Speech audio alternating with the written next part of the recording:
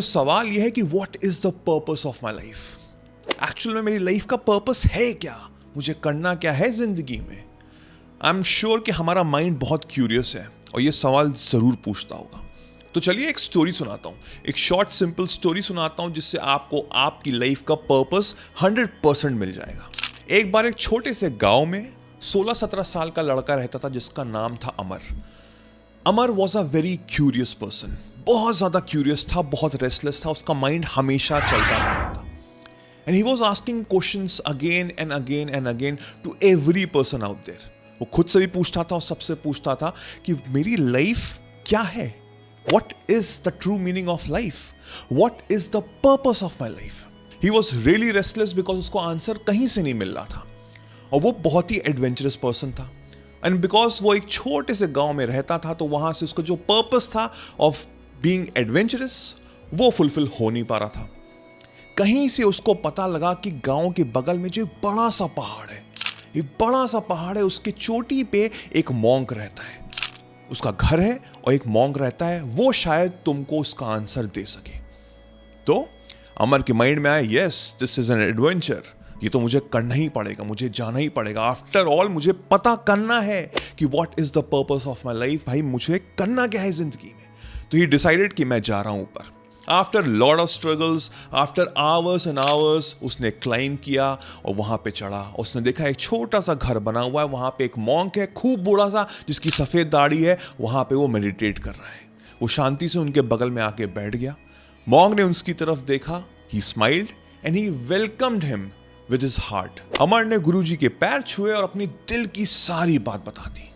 He told him everything कि कैसे मेरा माइंड दिन भर चलता रहता है, आंसर्स फाइंड करता रहता है, पर्पस ढूंढ रहा है, एडवेंचर ढूंढ रहा है, लाइफ को समझ रहा है, बट कहीं से कोई जवाब नहीं मिल रहा। इसलिए मैं आपके पास आया हूं, प्लीज मुझे बताइए कि मैं करूं तो क्या करूं, मैं हूं कौन। वो मॉन्क एक एक चीज बिल्कुल ध्यान से सुन रहा था अमर की।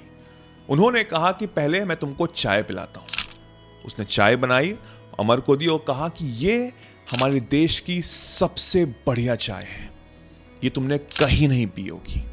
अमर ने कप लिया और ड्रिंक करना शुरू किया विद एक्साइटमेंट। आफ्टर ऑल इससे बढ़िया चाय उसको कहाँ मिलेगी, राइट। बट जैसे ही उसने सिप किया ही रियलाइज ये तो बिल्कुल सेम चाय है जो मैं डेली पीता हूँ, इसमें तो कोई चेंजेस है ही नहीं। This is the exactly the same T that I drink every day. उसने झिझकते हुए गुरुजी से कहा कि ये चाय तो बिल्कुल सेम है जैसी मैं हमेशा पीता हूँ। उस मॉन्क ने अमर की तरफ स्माइल किया और कहा कि जो चाय है ये इंपॉर्टेंट नहीं है, but the act of drinking, the purpose of drinking is important. अगर मैंने तुमको नहीं बोला होता कि ये चाय इस देश की सबसे बढ़िया चाय है, तो क्या तुम इस क्यूरियोसिटी के साथ पीते? तुम बस नॉर्मली पी गए होते, जितने भी सवाल चल रहे हैं बस वही रोटेट हो रहे होते। बट जब मैंने उस चीज पे पिन पॉइंट किया तो तुम्हारा उस पे फोकस गया एंड देन यू रियलाइज कि वो चीज नहीं है जो मैंने तुमको बताई थी। ही सेड कि तुम इतने ज्यादा फोकस हो आंसर ढूंढने के लिए कि जो तुम्हारी लाइफ की जर्नी है तुम उसको भूले जा रहे हो।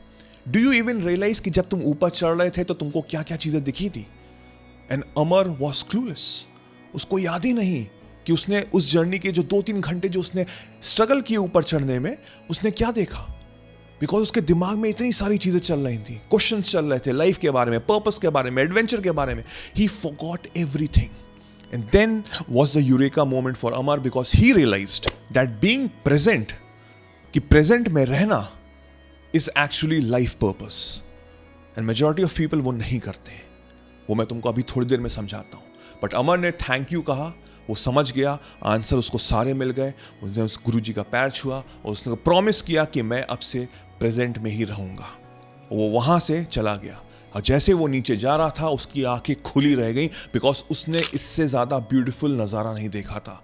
हर तरफ ग्रीनरी, हर तरफ फ्लावर, चिड़ियाँ चहक रही हैं, इतनी बढ़िया सनरेज आ रहा है। एंड ही थॉट कि 2-3 घंटे मैंने अपने बर्बाद कर दिए with thinking of useless things, बल्कि जो प्रेजेंट में जो इतना बढ़िया मोमेंट था, इतना बढ़िया सीन था, वो मैंने मिस किया। बट अब से मैं अपने आप से प्रॉमिस करता हूँ कि मैं प्रेजेंट में रहूँगा और जो भी चीज़ मेरी लाइफ में आएगी उसको मैं अप्रिशिएट करूँगा with gratitude and that is the purpose of my life.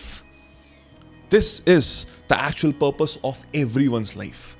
अगर हम लाइफ में कुछ भी गेन करते हैं ना, उसको अचीवमेंट बोला जाता है।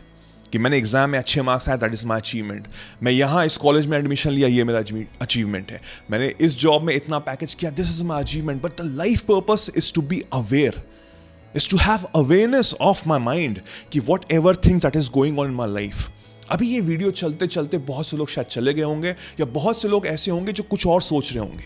बट जब आप दूसरी चीजें सोच रहे हो तो जो प्रेजेंट मोमेंट है, जो अंडरस्टैंडिंग है, जो टीचिंग है, जो लर्निंग है, वो आपकी चली जा रही है।